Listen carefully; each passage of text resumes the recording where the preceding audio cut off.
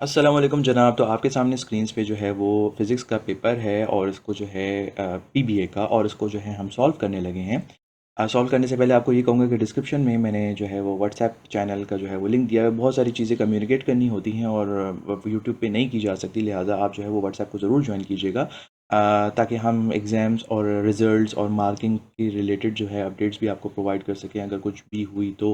ठीक है। तो बहरहाल एनीवेज़ ये स्टार्ट लेते हैं। इन द नेक्स्ट वीडियो मैं आपको बताऊंगा कि कौन से एक्सपेक्टेड जो है वो आपके प्रैक्टिकल्स आ सकते हैं इवनिंग शिफ्ट में।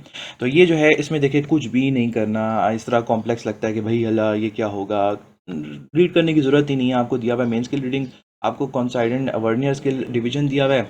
आपने क्या करना है कि बी को मल्टीप्लाई करना है लीस्ट काउंट से, ठीक है, और आपके पास जो है वो रिज़ल्ट आ जाएगा। तो आपके पास रिज़ल्ट आ जाएगा तो आपके पास टी जो है टोटल डायमीटर रीडिंग, ये जो है ना आपने मेन रीडिंग को और साथ में आपने वर्नियर स्केल की रीडिंग को आपने प्लस करना है, और आपके पास जो है इस फॉर्मूले को अप्लाई करके आप जो है वो डायमीटर निकालेंगे। ठीक है। तो आपके सामने जो है स्क्रीन पे सोल्यूशन मौजूद है। कॉन्साइडेंट डिवीजन जब हमने इसको लीस्ट काउंट से मल्टीप्लाई किया तो मेरे पास ये रिज़ल्ट आ गया। जब ये रिज़ल्ट आ गया तो फिर मैंने इसको टी से जो है वो प्लस कर लिया, यानी 3.5 3.5 3.5, ये जो कि ये था। ठीक है, ये वाला मेन स्केल वाला। ठीक है। तो और यहाँ पे जो है ना मैंने इसको ए प्लस सी कर दिया। जब ये मैंने सी कर दिया उसके बाद मेरे पास ये रिजल्ट्स आ गए और फिर मैंने क्या निकाला, एरिया निकाल दिया इस फॉर्मूले से, पाई डी स्क्वायर बाय स्क्वायर से। अच्छा जी, अब उसके बाद जो है आपको कहता है कि if the instrument has negative zero error. आपको मैंने एक बात बताई थी ना, जब नेगेटिव ज़ीरो एरर आएगा तो प्लस करेंगे, जब पॉजिटिव ज़ीरो एरर आएगा तो माइनस करेंगे। फिर किसी ने सवाल किया था कि इससे माइनस करेंगे, टोटल रीडिंग से माइनस करेंगे, इससे प्लस करेंगे, टोटल रीडिंग से प्लस करेंगे। ये आपकी टोटल रीडिंग है। अच्छा अच्छा। तो यहाँ पर हमारे पास लेट से हमारे पास जो है ये आ गया।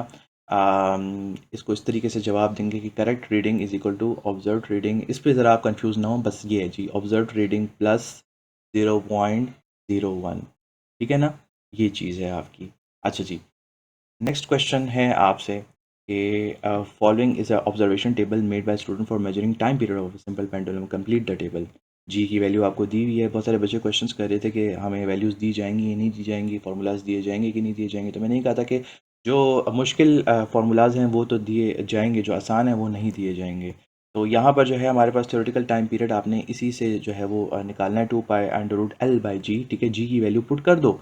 ठीक है, और इसमें जो है ना आप जो है वो निकाल लो। ठीक है, जैसे कि 1.24, अब यहाँ पे 1.27 आ रहा है, खैर वो थोड़ा सा डिफरेंस हो जाएगा, 1.42 1.35। ठीक है, क्योंकि वो कैलकुलेटर यहाँ पर आपने ये वाला फॉलो करना है, क्योंकि ये हमने जो है प्रॉपर तरीके से निकाला है। अच्छा, अब आपके पास क्या दिया हुआ है, 20 वाइब्रेशन दी हुई है, यानी 20 वाइब्रेशन से मुराद है 20 ऑसिलेशन। 30 दिया हो तो 30 से डिवाइड करना बाद में। पहले फिलहाल इस आपने क्या करना है कि आपको इन्होंने जो है ना इवन मीन टाइम भी जो है वो दिया हुआ है, उसका फार्मूला भी दिया हुआ है। तो उसको जब डिवाइड करोगे तो आपके पास जो है वो जो है ये 19.2 20.38 22.48 ये आंसर्स आ जाएंगे। उसके बाद आपको क्या दिया हुआ है, एक्सपेरिमेंटल टाइम पीरियड दिया हुआ है, जो कि आपको कहा कि जो है ना आपने कैसे कैलकुलेट करना है। इसको इसको जो है डिवाइड बाय 2 करो, उस डिवाइड बाय 20 करो, और इसको भी डिवाइड बाय 20 करो। ठीक है, जब इसको डिवाइड बाय 20 करोगे तो फिर आपके पास ये आंसर्स आ जाएंगे। अब आपके सामने दो चीज़ें हैं, एक है थियोरेटिकल टाइम पीरियड और एक है एक्सपेरिमेंटल टाइम पीरियड, और आपने जो है वो एरर निकालना है, बल्कि सॉरी डिफरेंस निकालना है। इधर एरर नहीं पूछा हुआ, डिफरेंस निकालना है। तो आपके पास जो ये टी डैश है ये जो है वो इस साइड पर होगा, और जो टी है वो इस साइड पर होगा। आपने दोनों को माइनस करना है, तो आपके पास जो है वो ये रिजल्ट्स आ गए। ठीक है, टेबल आपका मुकम्मल हो गया। आपका जो है वो अगला सवाल आपसे पूछा है, what would happen to the time period of the simple pendulum if its mass is increased 2 times. अगर हम मास को 2 गुना बढ़ा देंगे तो क्या होगा। ठीक है, हमने ये वाली बात डिस्कस की थी कि लेंथ ऑफ द स्ट्रिंग पे डिपेंड करता है टाइम पीरियड, और मास पे नहीं डिपेंड करता। ठीक है, तो मास जो है वो मतलब से कोई फ़र्क नहीं पड़ेगा। उसके बाद आपसे पूछा गया, is there any role of vernier callipers in the experiment, if yes then identify. हमने कहा कि वर्नियर कैलिपर का इसमें कोई रोल नहीं है। Length is measured by metre scale. मैंने आपको बताया था ना, हम नॉर्मल रूलर से ही नाप सकते हैं। और ये भी जहन नशीन करना, जो कि मैंने आपको बताया था कि ये जो है रेडियस है, जिसको हम आर से डिनोट करते हैं, और ये जो है हमारे पास एल होता है, और एल प्लस आर होता है, जो कि हमारे पास क्या बनता है, कैपिटल एल बनता है। एनीवेज ये चीज़ आपको भी बताना ज़रूरी है क्योंकि हो सकता है कुछ भी पूछा जा सके।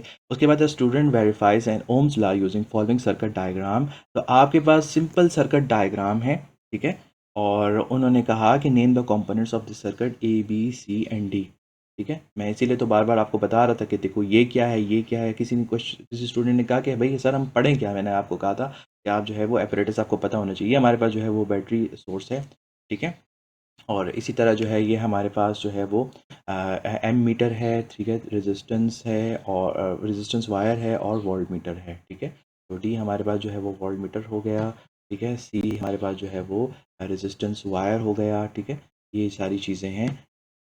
तो आपसे दूसरा क्वेश्चन है, ये वाला क्वेश्चन बहुत गौर से सुनो। अच्छा, उसमें लिखा है ड्रॉ वी आई ग्राफ और एन ओमिक कंडक्टर। अब देखिए यहाँ पे तो हमें नहीं पता ना कि कौन सा डिपेंडेंट है कौन सा इंडिपेंडेंट है, हमें नहीं पता। एक है आई वी ग्राफ, एक है V I graph. V I graph का मुराद ये है कि इस टाइम पर आपने वी आई ग्राफ में वी को वाई एक्सिस पे ड्रॉ करना है और आई को आपने एक्स एक्सिस पे ड्रॉ करना है।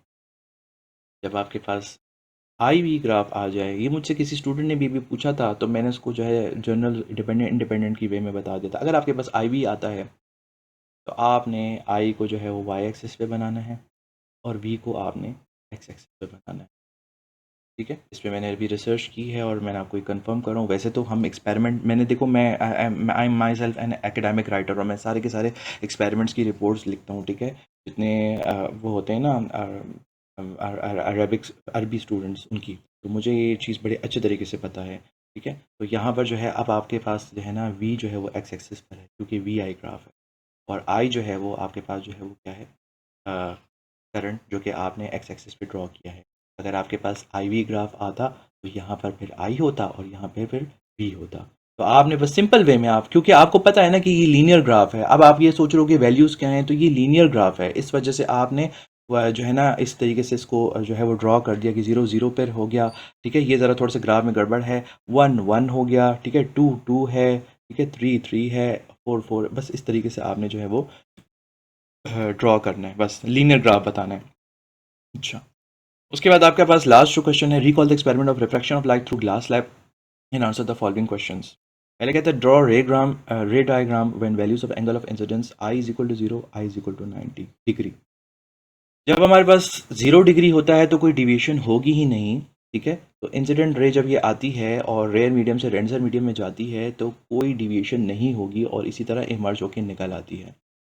लेकिन जब हमारे पास ग्रेजिंग इंसिडेंस 90 डिग्री होता है तो that is equal to critical angle और that will bend towards the normal, और यहाँ पर जो है वो क्या होता है, ये देखें सीधा था, ये बेंड हो गया, ठीक है, और ये जो है इसका ये नॉर्मल है और फिर ये जो है ना ये रिफ्रैक्टेड इमर्जेंट रे है। तो बस इसकी डायग्राम थी जो कि आपके कॉन्सेप्ट्स को जो है वो टेस्ट कर रही है, ठीक है।